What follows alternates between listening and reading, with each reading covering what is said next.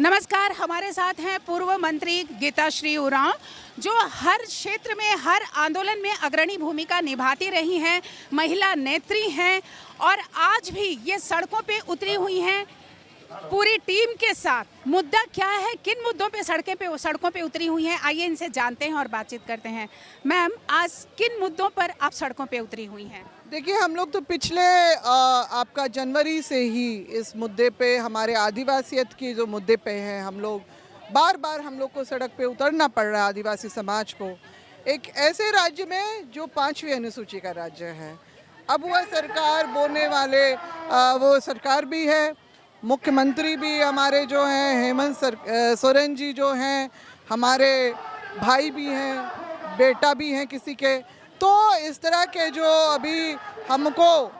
आज जो है मजबूरन सरकार के खिलाफ, वो सरकार जिनको जब हेमंत सोरेन जी को पिछले वर्ष जब जेल में डाला गया था, तो यही आदिवासी समाज बार सड़क पे उतरकर उनकी जो है रिहाई की और उनको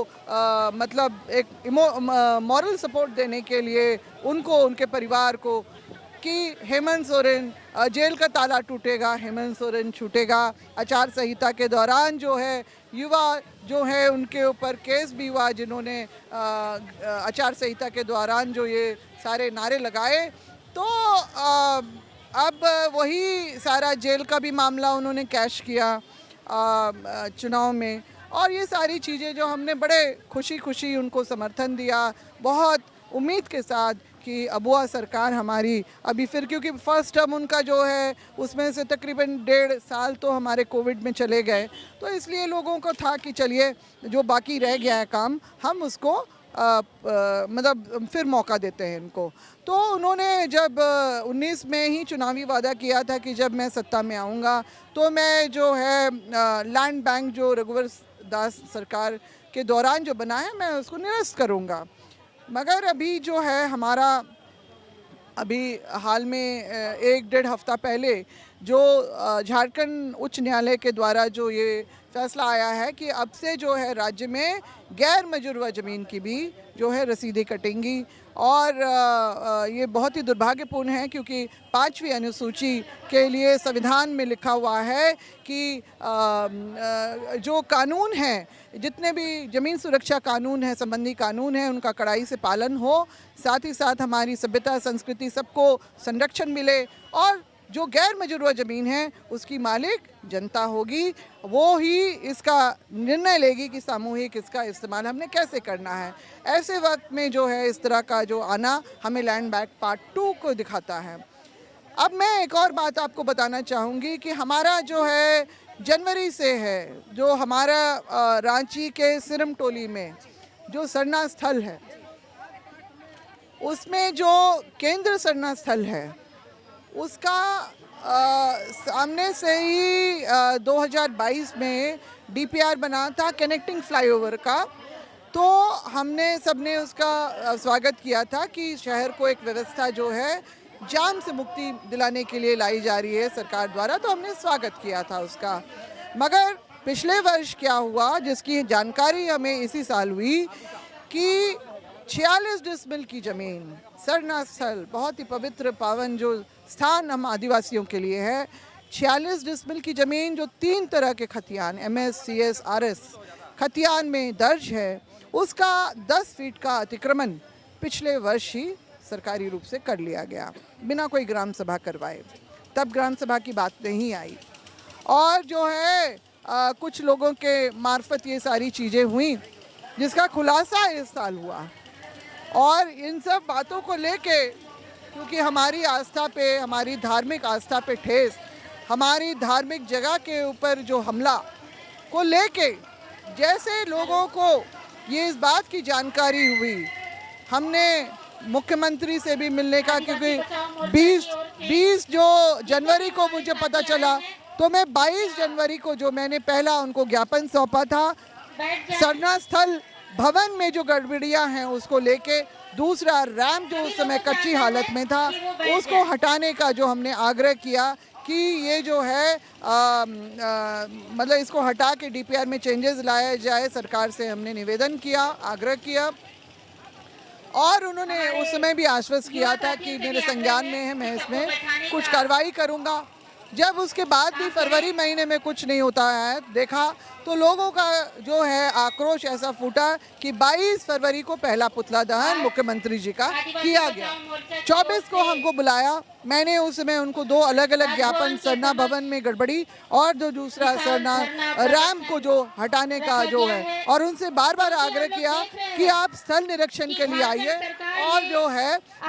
स्थिति को खुद से सामने से देख के जो है आप जो है इसमें हमारे हक में फैसला लें। और उन्होंने कहा कि ठीक है, मुझे थोड़ा समय।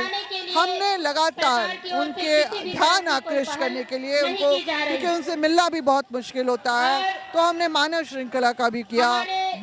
7 मार्च को, 22 मार्च को हमने जो है रांची बंदी का भी जो है बहुत सफल आयोजन, क्योंकि इसी से समझने की जरूरत है कि लोग स्वतः जो इस आंदोलन में किस तरह से जुड़ रहे थे, और बावजूद इसके कि 1 अप्रैल को जो है सामने है आपका सरुल, जब हर गांव मौजा में लोग जो सरुल आयोजन के लिए व्यस्त रहते हैं, मीटिंग पर मीटिंग करते हैं, ऐसी हालत में लोग बार बार सड़क पे उतर रहे हैं। शव यात्रा तक निकाली गई, लोगों का आक्रोश का अपना जो लोकतांत्रिक तरीके हैं, संविधान ने हमें सब चीज की आज़ादी है, हमने उस सब का जो है वो किया। और हमारे इस तरह के जो आंदोलन के दबाव में आके जब हमने शांति समिति की बैठक का जो बहिष्कार किया, तो उसके बाद फिर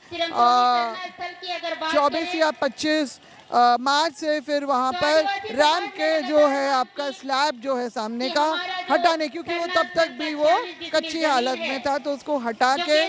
चल के जो सरना स्थल में पहुँचने के लिए वो जगह बनाई गई। और मुख्यमंत्री जी को मैंने एक बात ये भी कहा था अपने ज्ञापन में और लिखित रूप मौखिक रूप से भी, कि इतना सकरा जमीन, क्योंकि जो वो सर्विस लेन है वो हमारे सरना स्थल के ही 10 फीट की सड़क पे बना है। हाल में ही महाकुंभ प्रयाग में जो जिसका आयोजन हुआ था, तो उसमें इतनी खुली जगह और इतनी व्यवस्था होने के बावजूद भी भगदड़ मच गई, लोग घायल हुए, मौत हुई, तो इतने सकरे रास्ते में तो हम लोगों को दुर्घटना की पूरी सजा, क्योंकि लाखों की भीड़ उतरती है उस दिन, तो मगर इन सब चीजों की अनदेखी की गई। दुर्भाग्य की बात है, हम जिनसे गुहार लगाते रहे, उन्होंने इन सब बातों को धत्ता बना के, और जब 30 मार्च को, क्योंकि 1 अप्रैल को सरुल का पर्व था, तो क्योंकि धीरे धीरे सबका काम होते हुए देख के हम लोग कहा था कि सभी लोग मिल के हम लोग वहाँ जाएंगे और दबाव बनाएंगे कि भाई जल्दी करो जल्दी करो। तो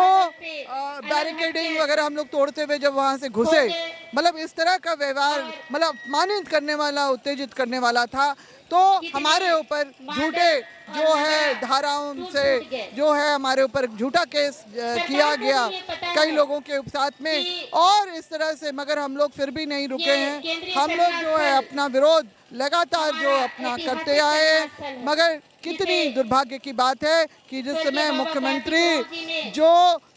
यूरोप की यात्रा में निकले थे, तो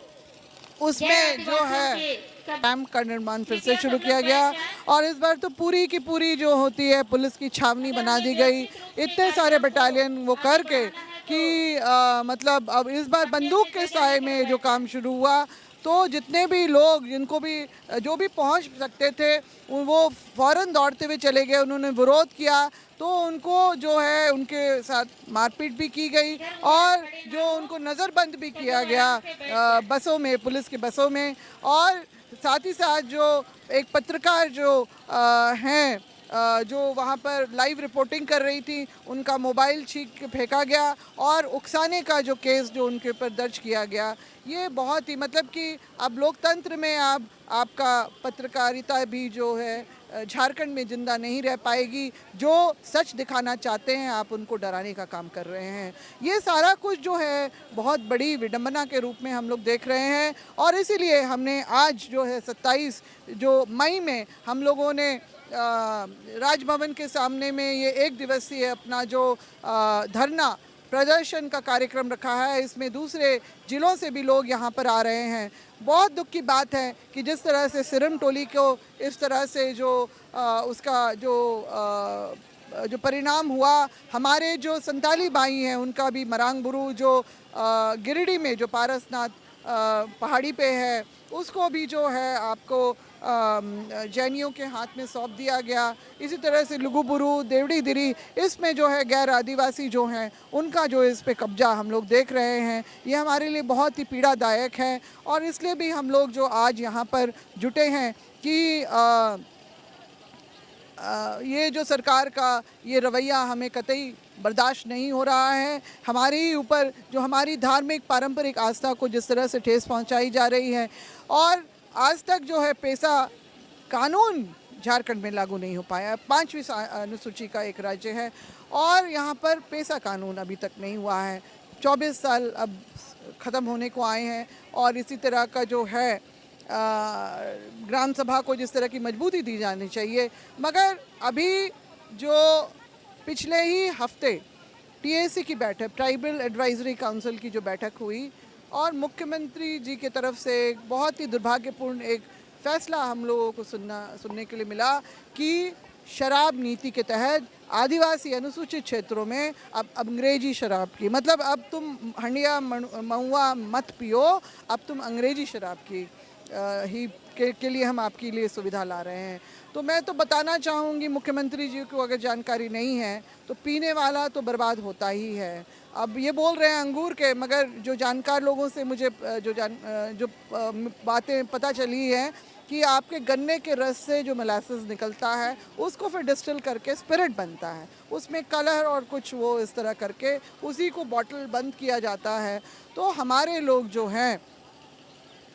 जहाँ शिक्षा को गांव में जो सरकारी स्कूलों में आज भी सरकारी शिक्षक हर विषय के नहीं हैं, अभी भी पारा शिक्षक का ही जो है उसके बदौलत ही सारा कुछ काम चल रहा है, पढ़ाई बच्चों की हो रही है। हमारे ग्रामीण क्षेत्र के भी बच्चे होनहार हैं, प्रतिभावान हैं, मगर सही व्यवस्था की अभाव में वो ज़िंदगी में आगे नहीं बढ़ पाते हैं जिस तरह के शहर के बच्चे बढ़ पाते हैं। तो ये सारा कुछ जो है ऐसे वक्त में जब एक तरफ तो मैया सम्मान योजना जो घोषणा के अंतर्गत उसको लागू किया गया है, मगर दूसरी तरफ जो हमारे ही अपने झारखंड के विधवा हैं, वृद्धा हैं, जो विकलांग हैं, उनके पेंशन को ठप कर दिया है, बल्कि छात्रवृत्ति भी जो है वो भी अब बच्चों को नहीं मिल रही है। तो ये किस तरह का जो राजनीति की जा रही है जो लोगों को बर्बादी के कगार पे ले जाएगी, क्योंकि मैया सम्मान योजना कि जो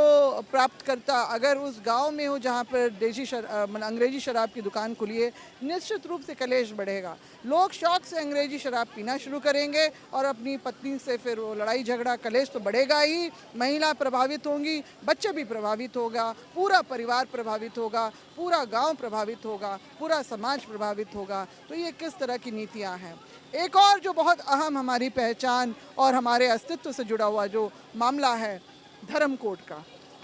जो ये जनगणना के प्रपत्र में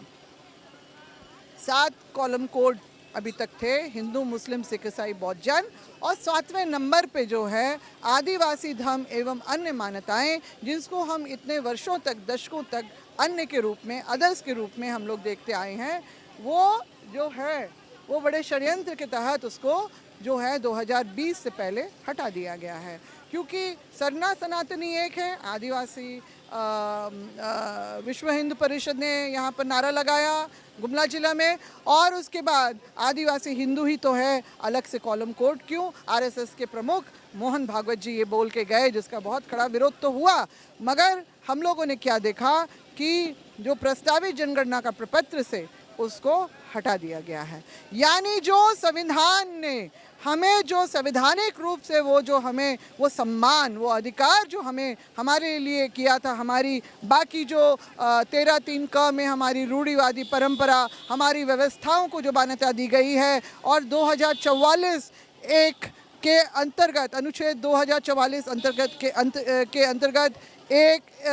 के अंतर्गत आपकी 5वीं अनुसूची और 2 के अंतर्गत 6वीं अनुसूची का जो है, तो अब आप देखिए जब ऐसे महत्वपूर्ण दस्तावेज से हमारे पहचान को मिटा दिया जाता है, यानी इस देश में बतौर आदिवासी हमारी नागरिकता पे भी प्रश्न चिन्ह होता है। और ऐसे वक्त में जब पहलगांव का जब ये मामला आया, उसके बाद जो सीज फायर जिस तरह से करना पड़ा और ट्रंप के धमकी देने पे, और उसके बाद पर अमेरिकी राष्ट्रपति ट्रंप के धमकी देने पे जिस तरह से ये सीज फायर किया, उसी को जस्टिफाई करने के लिए ये अभी सिंदूर ऑपरेशन की महिमा मंडित कर रहे हैं, जो ये बहुत ही अपमानजनक रहा। मगर जो है आपका साथ ही साथ ये क्या कहते हैं, जातीय जनगणना की जो उन्होंने घोषणा की है, तो हम आदिवासियों का बहुत बड़ा सवाल है कि क्योंकि आपने हमारा धर्म कॉलम कोड हटा दिया है, तो अब हमारी जनगणना किस कोड के अंतर्गत की जाएगी। तो अब तो हमारे तमाम संघर्ष और मांग के बाद भी, क्योंकि मैं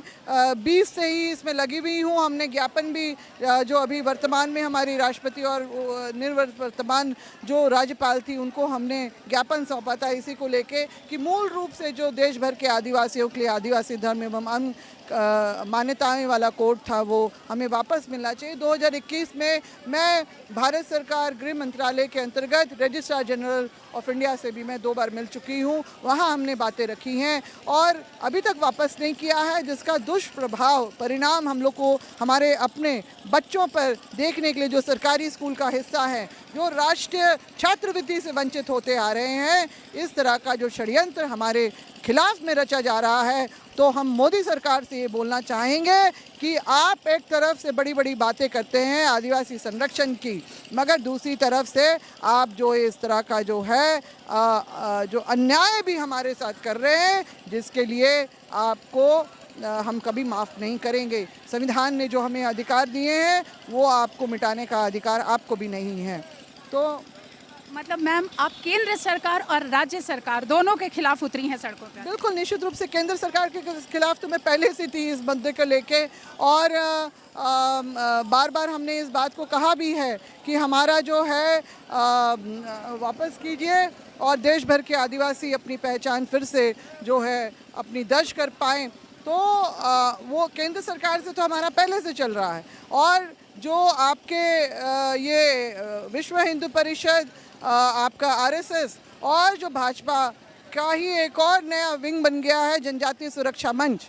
जो छत्तीसगढ़ से जिसका ओरिजिन हुआ है, जिन्होंने 2023 में जो पूरे देश भर में इन्होंने ढूंढा पिटा कि धर्मांतरित लोग आरक्षण का लाभ नहीं पाएंगे अगर वो घर वापसी हिंदू धर्म में नहीं करते हैं। एक तरफ हम बोल रहे हैं कि हिंदू आदिवासी हिंदू नहीं है, और ये जो दिग्भ्रमित लोग जो हैं, जो हमारे समाज को और दिग्भ्रमित करने की कोशिश कर रहे हैं कि हम हिंदू हैं, तो इसका भी हम कड़ा विरोध कर रहे हैं। और ये सब जो है सरकार की जो है योजना के तहत ये सारा कुछ हो रहा है। तो हम जो आज का जो ये सारा जो है हम लोग इस बात को लेके यहाँ पर है, हम राज्य सरकार को, हम केंद्र सरकार को हम ये जताना चाहते हैं कि आदिवासी जिसको अंग्रेज भी अपने सामने झुका नहीं सके, वो आदिवासी के वंशज आज ना झुकेंगे ना रुकेंगे, बल्कि लड़ेंगे अपने अधिकार। तो क्या लगता है मैम, राज्य सरकार अपनी है, मुख्यमंत्री भी अपने हैं, फिर भी आप लोगों की बात क्यों नहीं सुनी जा रही है? नहीं सुनी जा रही है। अभी आप देख रहे हैं ना जेएमएम का जो आज जो है सरना कोड को लेके जो बातें हैं, मैं तो यही बोलना चाहूँगी कि सरना कोड तो तभी आपका आप कर पाएंगे जब आपका मूल कोड, देखिए देश भर में हिंदू मुस्लिम सिख ईसाई, हिंदुओं के बारे में बताया जाता है कि 24 शाखाएं हैं, फिर भी एक कोड है। मुस्लिम के भी 2 हैं पंथ हैं, आपका शिया सुन्नी चर्च भी 2 हैं, आपके जैन के भी 2 हैं, बौद्ध के भी 2 हैं, और इस तरह से जो है हमारा जो अपना आदिवासी समाज के तो आज के डेट में बताते हैं 600 से ज़्यादा ऑन रिकॉर्ड हैं। तो सबके मतलब जो मूल कोड था उसी के अंतर्गत 2011 में जो है। अच्छा, बीजेपी एक नया नैरेटिव वो ये बातें बोल रही है कि आदिवासियों को आज़ादी के बाद से अपनी पहचान के लिए संघर्ष करना चाहिए। तो आदिवासियों की विशेषता को देखते हुए अंग्रेजों ने जब इस देश में 1871-72 में जब जनगणना का काम शुरू किया था तो अलग कॉलम कोड में एनिमिस्ट, ट्राइबल, इंडिजीनियस और tribes, tribal religion, forest tribe, इस तरह के। और आज़ादी के बाद 1951 में ट्राइबल, और उसके बाद 1961 से लेके 2011 तक जो है tribal religion and other persuasion यानी अन्य का जो कॉलम हम लोग को दिया गया था उसको हटा दिया गया है। तो ये जो है